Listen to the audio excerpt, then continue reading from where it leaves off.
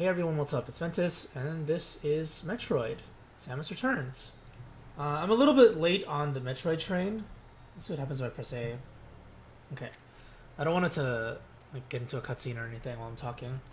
I'm a little bit late on the Metroid train because I had to go on a business trip, and a lot of other stuff started piling up, and I started falling behind. So, I mean, by the time you see this, it's going to be super late. I don't think. I think I've decided already. So by the time you see this, I think I decided already that I'll be releasing this after Rakuen finishes.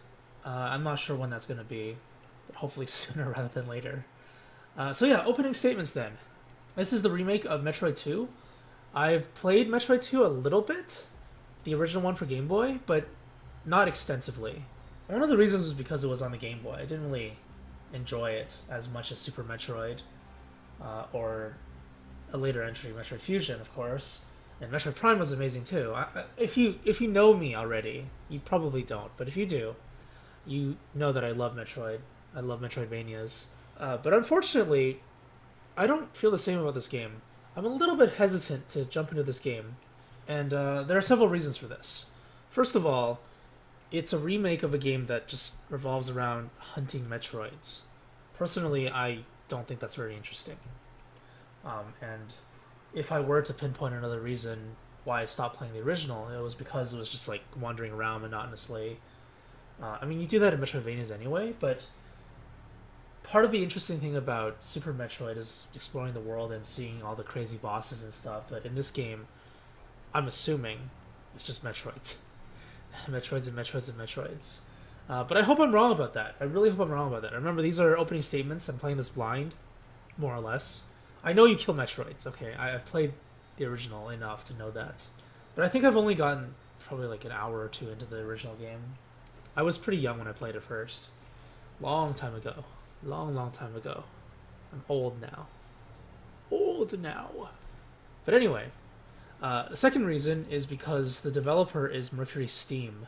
And I wasn't too big of a fan of Castlevania Lord of Shadows. Lords of Shadow? I always get that name mixed up. And I played Mirror of Fate, which is the 2D one, similar to this game. A lot of similar mechanics. And I couldn't really get into the game. I played it for a bit, and then I was like, I don't know how I feel about this. It doesn't feel the same as, the original Castlevania series, right? It's not Aria of Sorrow, Dawn of Sorrow. It's not Symphony of the Night. It's not just all the DS games. I mean, those are the good Metroidvanias. I think, personally, I think those are the good ones. I really like Aria and Dawn of Sorrow. I really like Symphony of the Night. Portrait of Ruin's alright. Order of Ecclesia's alright. It was such a huge departure from those games that I just didn't really enjoy it. So I'm a little bit hesitant. But that's a good thing, because it means that I'm going into this with low expectations. So if the game actually ends up being good, it's gonna rise up above my expectations, and I'm gonna be very happy about that, because it is a Metroid game, and I love Metroid. But the problem is, in the last couple of years, there have been a lot of really good Metroidvanias. This year, Hollow Knight, really amazing Metroidvania. Salt and Sanctuary was really good.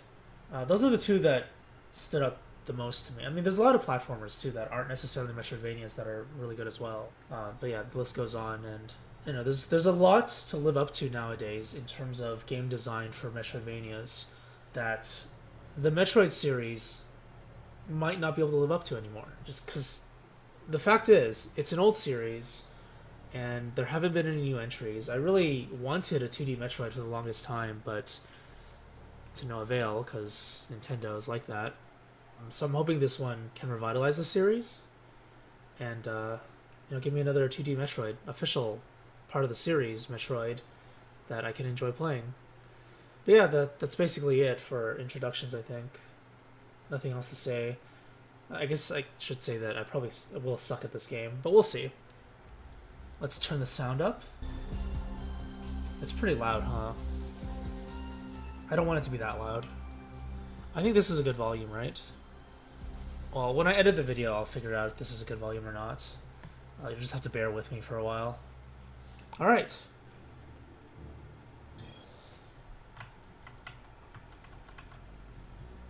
In the year 20X5 of the cosmic calendar, A Galactic Federation research team discovered an unknown life form on the planet SR-388. While they were able to successfully obtain a living sample, the research vessel was attacked by space pirates. Ah, space pirates, during their voyage home. This attack was no coincidence. The space pirates had set their sights on these mysterious organisms called Metroids. They planned to replicate the sample and exploit its ability to absorb the energy of any life form.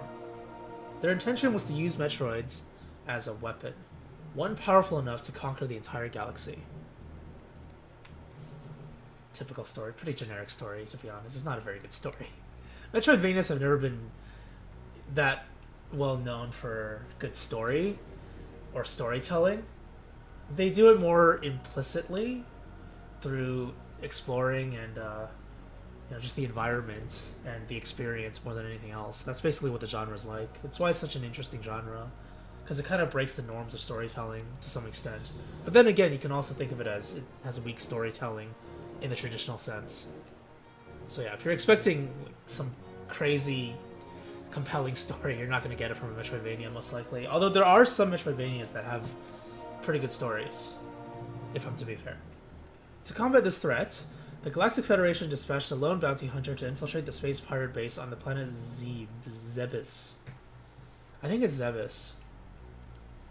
They always argue this on Games Done Quick. I'm pretty sure, 90% sure it's Zebes. But, 10% sure it could be Zebes. But yeah, people argue it. It's kind of funny. Well, Metroid Zero Mission was really fun. I never actually finished the first Metroid game because the issue with that game is that the design is so archaic. It's just really, really horrible game design if you play it 20 years later, right? Because the game is what, late 80s? It didn't age well, whereas Super Metroid, even now, is considered good. And I think a lot of people still take examples from Super Metroid as to how to design this genre. I mean, that's how strong of an entry that game is. It's legendary. Against all odds, Samus Aran eradicated the Metroids on Zebes and defeated Mother Brain, the leader of the space pirates.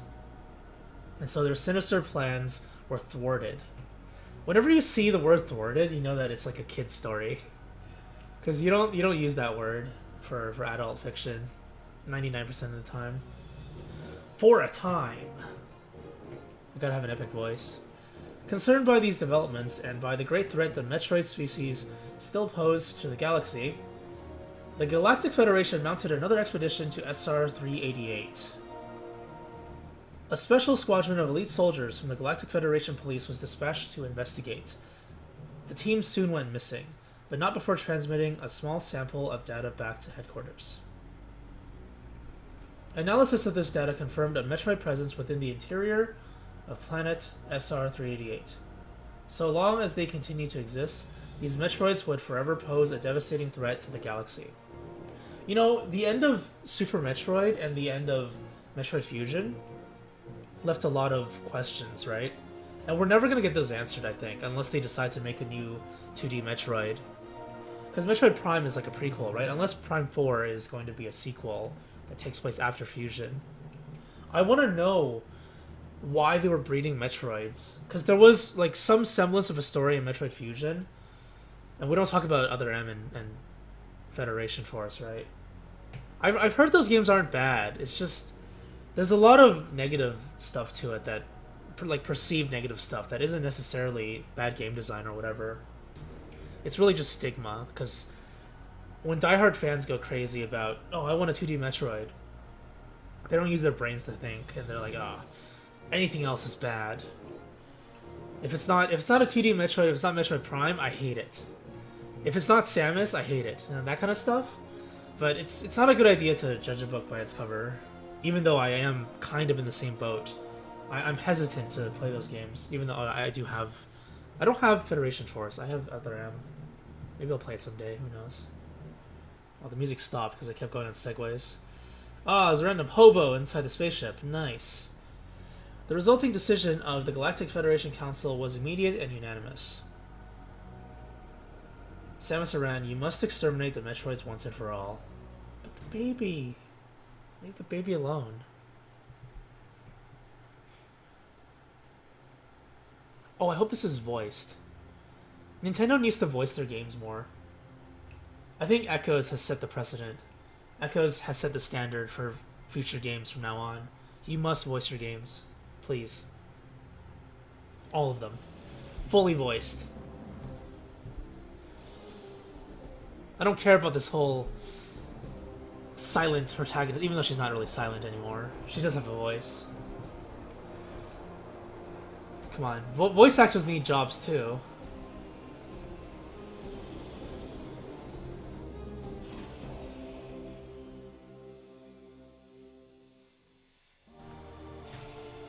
Damn, this suit is so ugly. I've never liked this suit. The default suit? Oh, what the? I can't control using the D-pad? Oh, God! I just entered the ship again. Okay, let's save, I guess. So I start with rockets. Alright. Which way do I go? Oh, jeez. The zoom is... What are these keys? This is missiles, right? What is this? I don't know what this is. Maybe I should look at the instruction manual. Is it like laser... Oh, it's aim! Oh, I can't move when I do that. Oh, okay, I see now.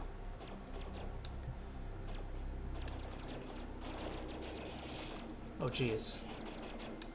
Oh, that's pretty cool, actually. The aiming scheme is actually pretty interesting. And the blocks respawn. Okay, that's pretty typical. What if I go the other way? I'm assuming there's nothing the other way. Can I morph ball? No, I can't. I can cling to walls. I mean, already this game feels better than Castlevania, the Metroid. I mean, the Mercury Steam ones. Oh, it's a dead end. Can you wall jump? I think that was a wall jump, right? I'm really bad at wall jumping. Oh, what the? Wait, you just kick off the wall? You don't have to hold right and then... But that's not... That's not typical of Metroid. Oh, okay, I see. So I guess this removes the ability to sequence break if you do speedruns or anything like that. Because you don't actually have the ability to kick off the walls in the same way as you do in the other Metroid games. Oh, wow, I just got hit. Nice. I'm not sure how this game was received, so, I don't know what this game is. I don't know if this game is going to be good. My aim is really nice. I feel like they need to add a mouse peripheral to Nintendo. They used to have mouse peripherals, right? I mean, back in the SNES game, the days, there was a mouse peripheral for Mario Paint, I think? So it's not like it never existed, but it's mostly for Splatoon. When I play Splatoon, I really want to, What am I supposed to do here? Is that what I do? Oh, okay, I see. I did it right, I just didn't get the timing right.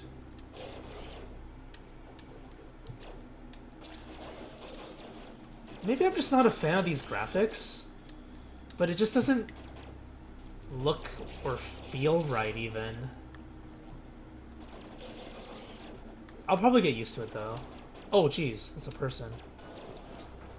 I'm assuming this will be the first boss fight.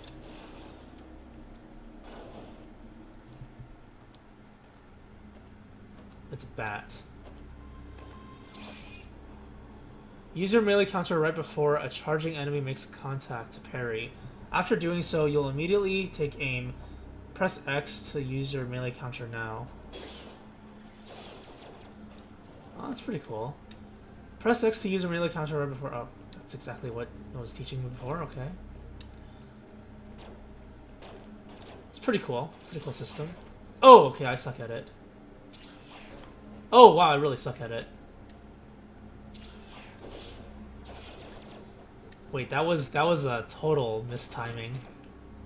Holy crap. Oh, you can... Oh, I see. So there's no... It's not like some games where there's no such thing as a parry. What do I mean by that? Oh, what do I do here? In some games, there's no melee attack. by default. You just press something and then you parry at that certain point. So if you use a sword or something in certain games that have swords that you can parry with, you just use a regular attack at a certain time, or you use block at a certain time in order to oh, that's a door. Oh, that's a door. Okay. I'm looking at the mini-map. I'm wondering what that is. You use block or attack when you're supposed to parry. How do I get through here? Oh, what the? Oh, that's very deceptive. I don't like that. That design is questionable. Because you have the breakaway block like this, but then you also have the blocks that look solid. So it kind of looked like I needed morph ball or something, or like ball jump. What's it called? Morph jump? I don't remember what it's called. That's how long it's been since I played a Metroid game.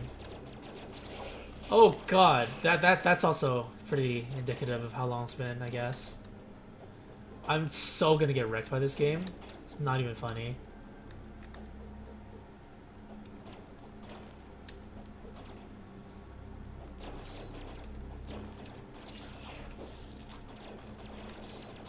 So basically I need to hold L as much as possible. Oh my god, that aim! Samus? Hello? Oh crap. What is that thing? Is that energy? Missile recharge? Ammo, okay. Well, there's a lot of missiles, so I think I should be using missiles more frequently. And obviously using melee counter more frequently. Oh, I'm gonna get Morph Ball. I always say this when I play Metroidvanias. When you see something like this is like classic Metroidvania game design.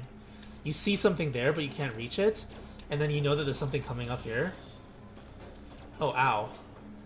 You're gonna get Morph Ball because of that. You can predict what kind of power-ups you get.